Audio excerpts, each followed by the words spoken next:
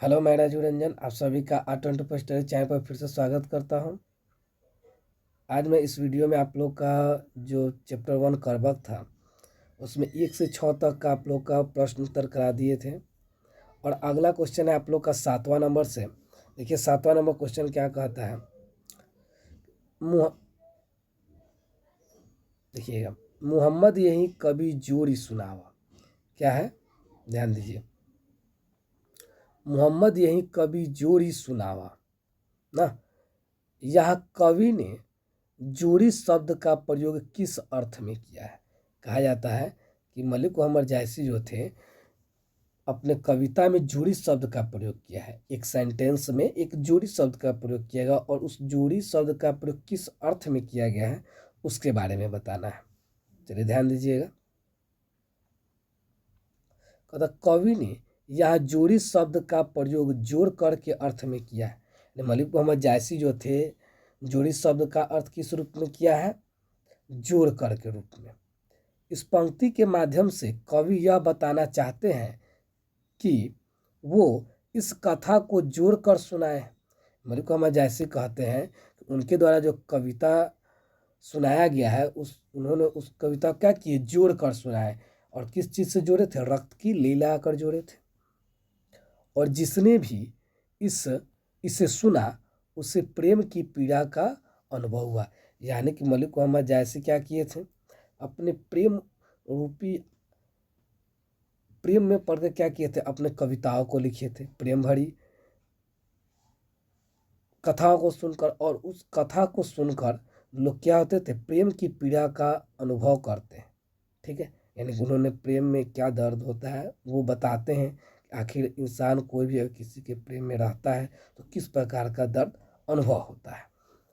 अगला क्वेश्चन है आप लोग का।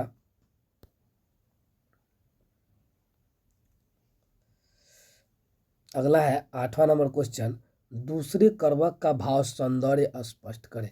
दूसरे कर्वक का सारांश, ये एग्जाम में भी ज़्यादातर पूछा गया है क्वेश्चन। ठीक है, दूसरे कर्वक का सारांश लिखने के लिए चलिए ध्यान दीजिएगा। दूसरे कर्वक में कवि अपने काव्य और उसकी कथा सृष्टि के बारे में हमें बताते हैं। यानी मलिक मोहम्मद जायसी जो है दूसरी कर्वक ने अपने काव्य और उसकी कथा सृष्टि के बारे में किस तरह से उस दूसरे कर्वक को रचा गया है उसके बारे में बताते हैं।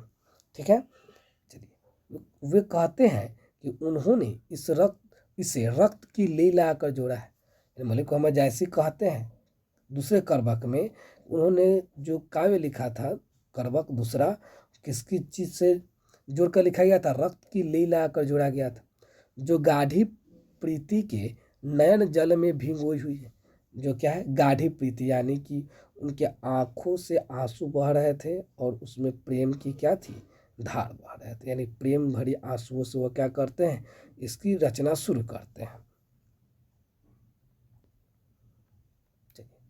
आगे है, अब न वह राजा रतन सेन है, न वह पद्मावती रानी है, ना ही बुद्धिमान सुआ यानी कि तोता है, और ना ही राघव चेतन यानी जो उनका बखान किया करता था, और ना ही अलाउद्दीन यानी कि सुल्तान अलाउद्दीन। इनमें आज कोई नहीं रहा, यानी कि आज संसार में इनमें से कोई नहीं है।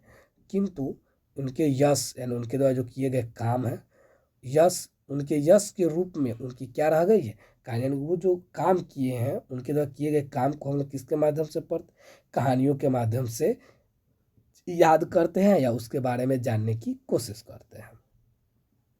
चलिए आगे है,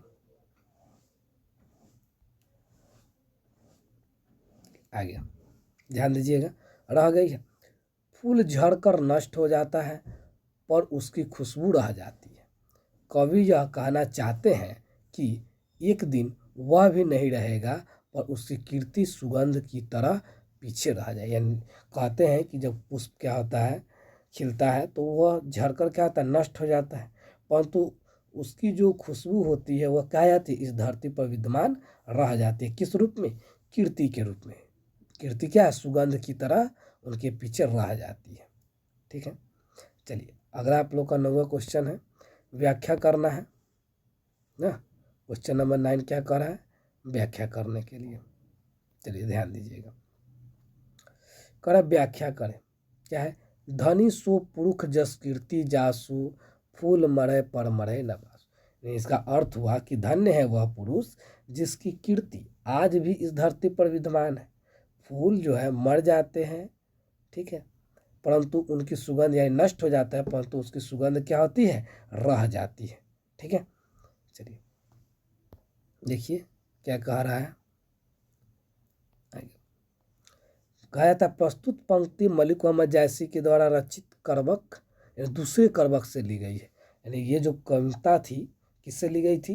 मलिक मोहम्मद जायसी द्वारा रचित दूसरे करबक से। वे कहते हैं कि जिस प्रकार पुष्प अपने नश्वर शरीर को त्याग देता है किंतु उसकी सुगंध धरती पर व्याप्त रहती है। लेखक कहते हैं कि जिस प्रकार फूल क्या होता है, सूखकर नष्ट हो जाते हैं, परंतु उसकी जो सुगंध है क्या सभी जगह धरती पर विद्यमान रहती है। ठीक उसी प्रकार महान व्यक्ति भी इस धाम पर जन्म लेकर अपनी कीर्ति से ही अपना क्या कहता है पहचान यहाँ छोड़े। यानी जितने भी महान व्यक्ति हैं अपनी कीर्ति के द्वारा ही अपनी पहचान क्या करते हैं? यहाँ पर छोड़ जाते हैं। ठीक है, चलिए आगे ध्यान दीजिएगा।